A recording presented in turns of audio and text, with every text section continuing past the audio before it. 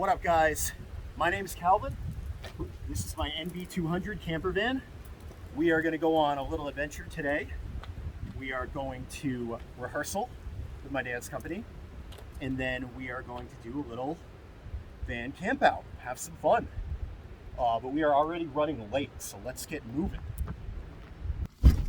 And here we are. Shout out to Dual X. I've always thought that flips and vehicular camping go well together. So we are headed to Burlington, Vermont. We're currently in central Vermont. It's about an hour to get there. The dance company I'm a part of is Higa Dance. I've been dancing with them for about 8 months now, and it's been going good. We're currently working on a project known as The Migrant Body, with a show coming up in May. Yeah, so I have a 3-hour rehearsal today. We're going to get moving. I will see you guys on the other side. So real quick, I will be giving you a longer tour, a more comprehensive tour of my van after, but for now, I'll just let you guys get a sneak peek of what it looks like back there. Very minimalistic. It's really just the bed, the desk, the all-important roof vent, the house battery, solar panels on the roof, but really just kind of like a bare bones setup for van camping. But I will go more into that later, and we will probably have some food back here, you know, hang out, play some video games. It's pretty cold out, as you can probably tell from the snow out there before, but not so cold as to spoil our fun.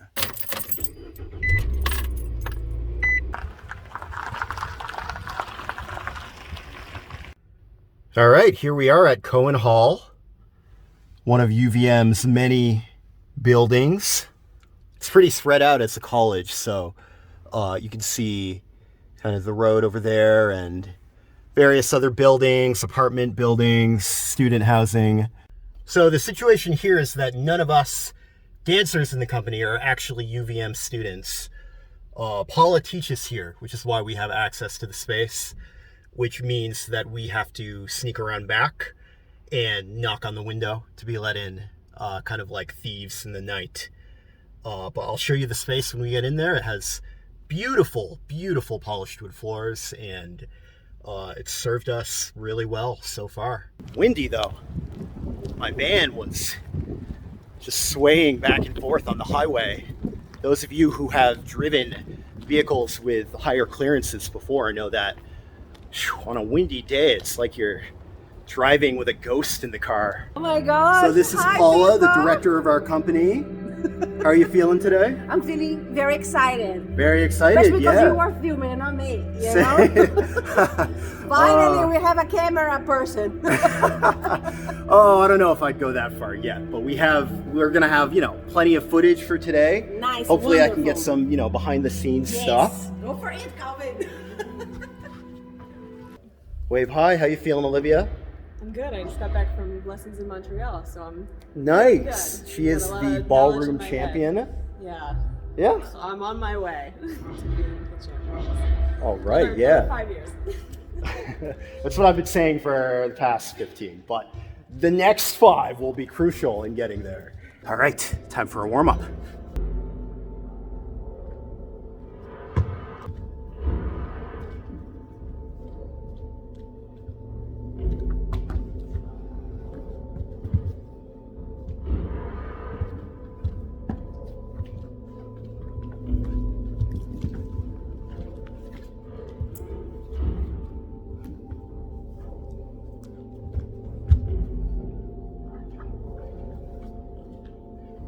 Hey! And here is Carolyn. Say hi to the camera.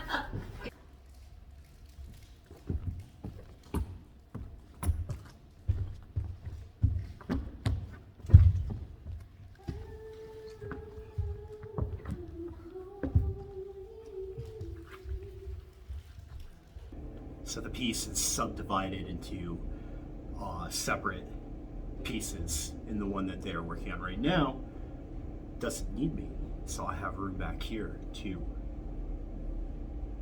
fool around with some footwork. New concept.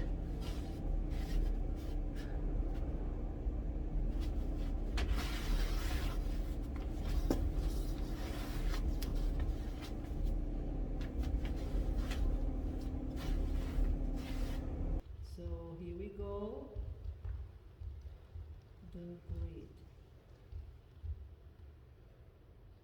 All right.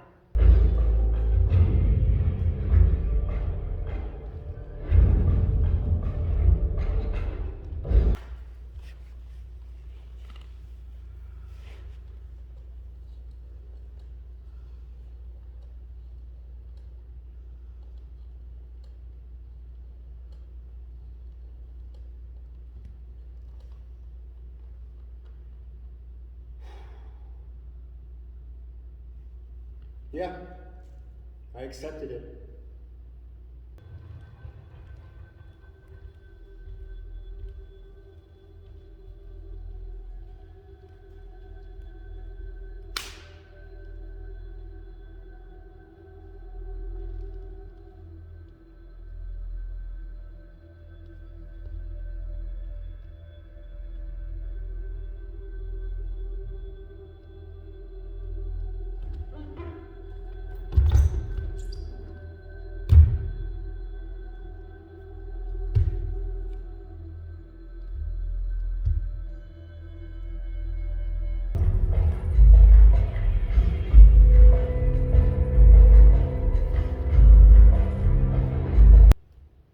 I watch him in all his beauty, strangeness, fragility.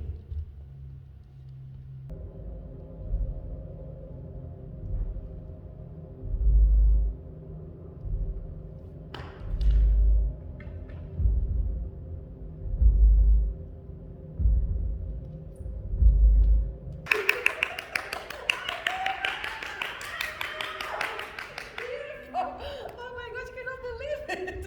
Is it coming together the way you like it? I swear, you know, I'm just gonna be so proud of I started crying at the end. I'm serious, you know. Every single rehearsal, you guys are coming stronger, you know what I mean? It feels a lot more fluid now. It's like, all right, let's run the show. But you guys are helping, so this is a very collaborative project, and I appreciate the patience, the feedback, and the effort.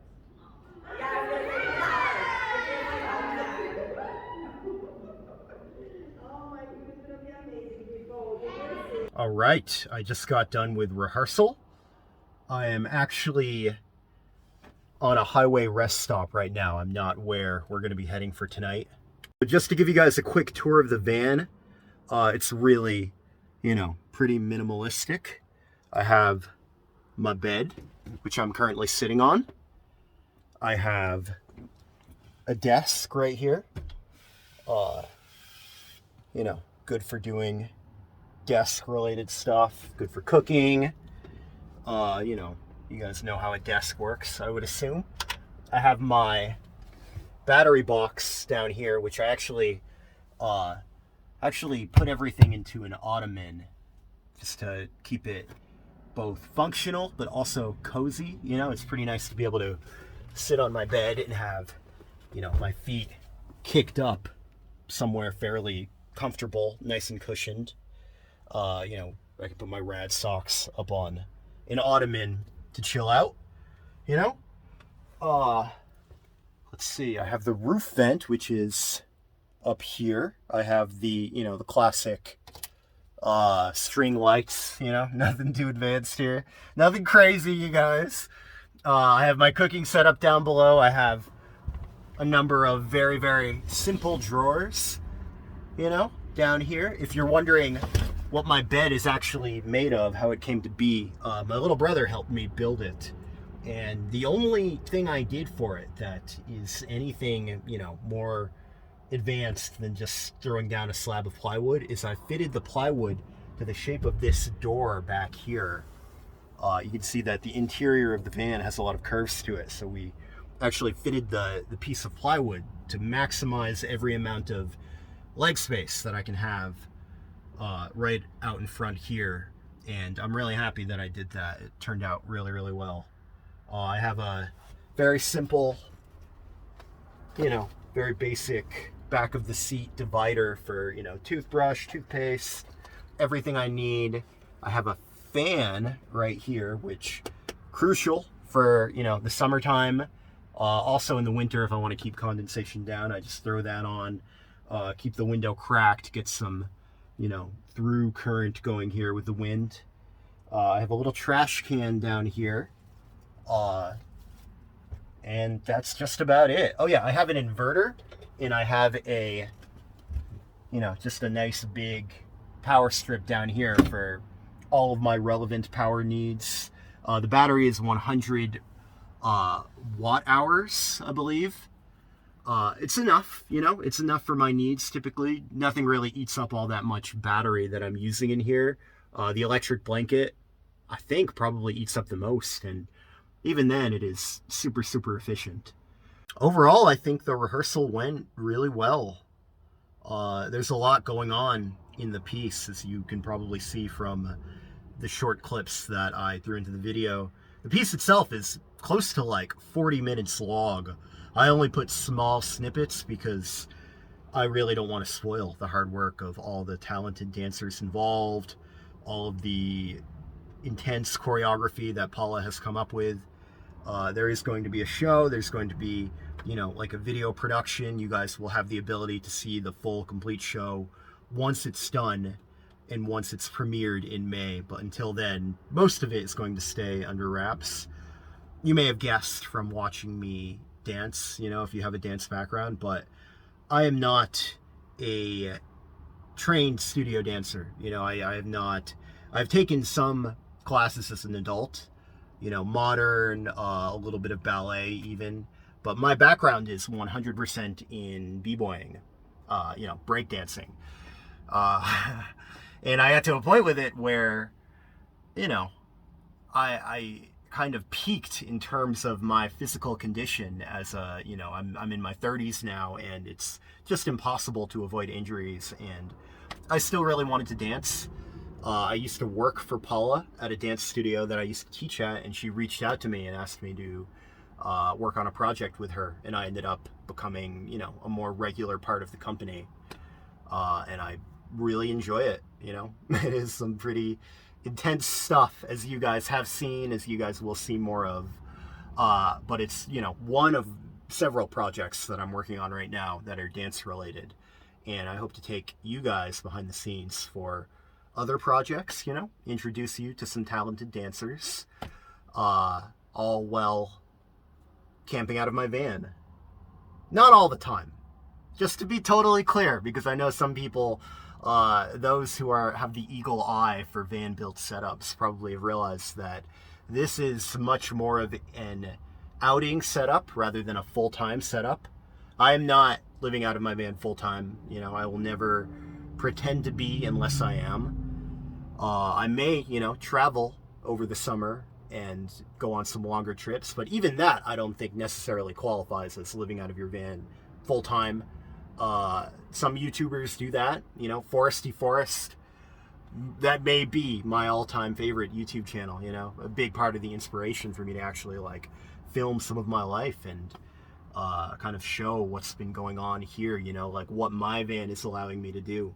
Because it allows me to travel more, to go to workshops in, other cities, to never really have to worry about where I'm going to stay, expensive hotels, expensive Airbnbs. It fits my life. It really suits where I'm at right now, to be honest. And where I'm at right now is in the van and sweaty. So we are going to go get that resolved, first of all. Then we're going to find somewhere to camp for tonight. And then we are going to, do some type of cooking thing before bed. Snap Fitness, 24/7, 24 hours a day, 7 days a week, for those of you who are not familiar with those numbers. Need I explain why I'm here after a 3-hour dance rehearsal? I think not. All right, let's go. So that's never happened to me before, but 2 showers are out of order, and one was in use and appeared to have somebody waiting to use it after the person in there was done. I can't wait that long. As much as I would like to have a shower right now and not feel sweaty, I don't mind being sweaty that much. And you guys can't smell me, so there's that too.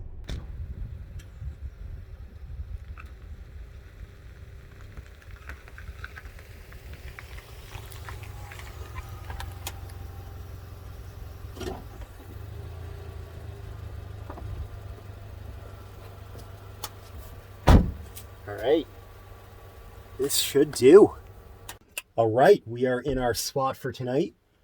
It is a pull-off on the side of a very less than traveled road. I think you can count the number of cars that actually pass by on one hand per hour. I've never personally gotten the knock here. I think it could happen, it's definitely a possibility, but I've never really like shied away from that as like a way of judging what spots are safe to pick. I've found that a lot of times your intuition about what's like safe as a van camper is totally biased by things that you would assume based off of your own experience rather than the truth, rather than any objective truth.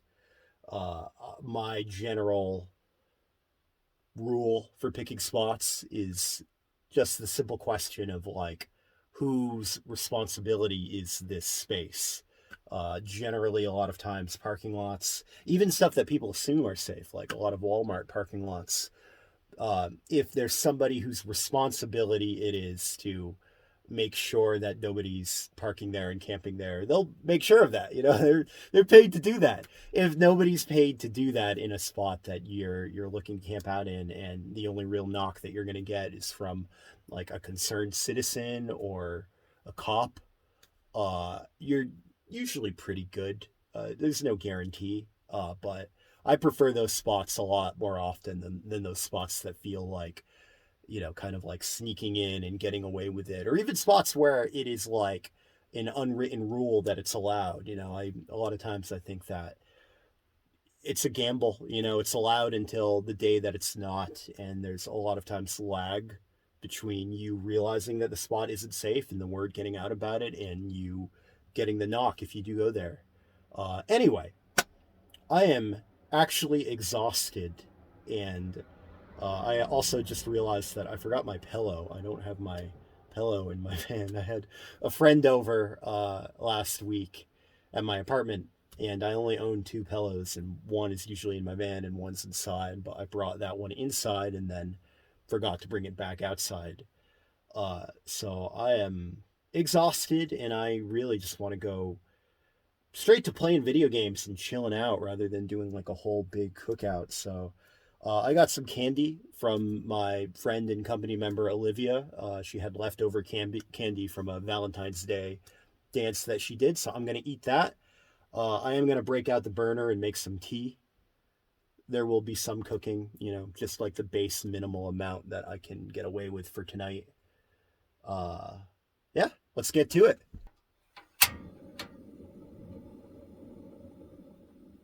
Bring it down a little bit. We don't really need all that flame. Balanced on there. I'm on a little bit of a slant right now, but it's no big deal.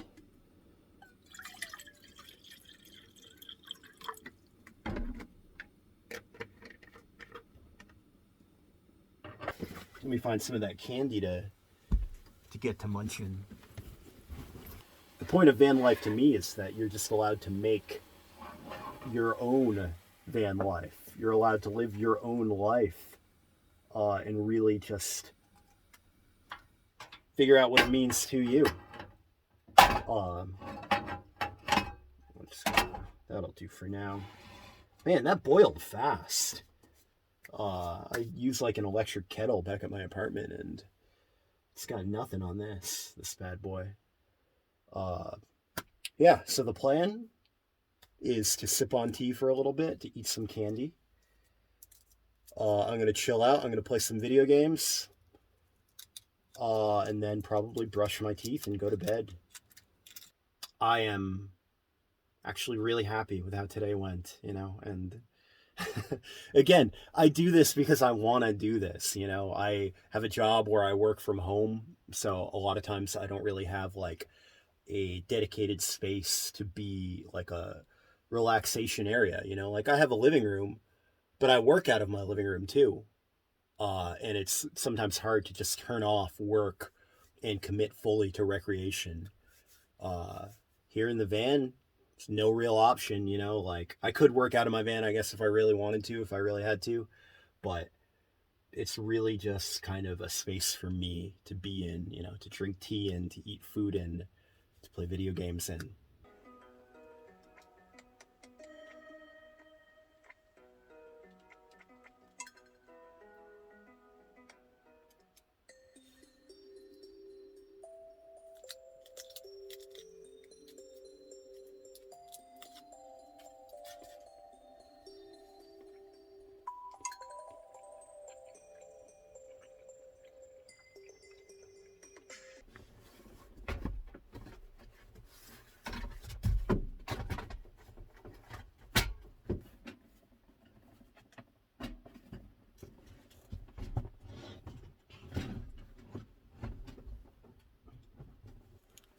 So I do have a sleeping bag in here for when it gets, you know, much colder than it's going to be tonight.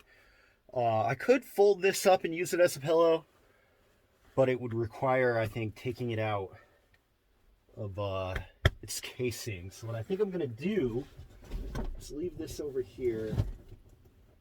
Then I have some shirts, you know, I could use as a pillow. It's not the most ideal solution, but you got to work with what you remember to bring.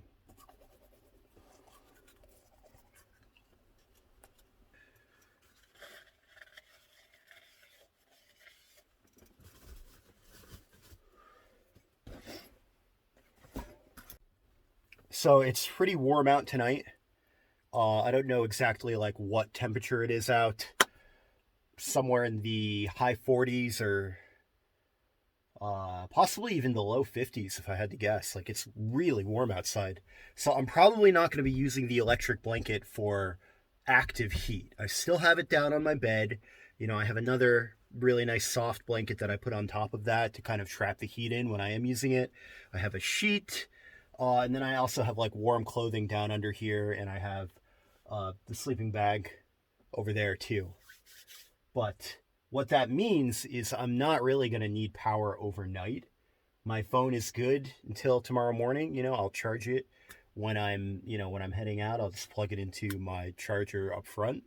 That's no big deal. I'm not going to be using the fans. I don't use the roof vent typically in the winter, like in this season. A lot of times I won't even like open the windows in the winter. I know people say that you want to have like at least some ventilation. But I think a lot of that is due to people actually having builds where the moisture has places to get trapped. And other than, you know, like this headliner up front, which I haven't noticed any, you know, moisture underneath.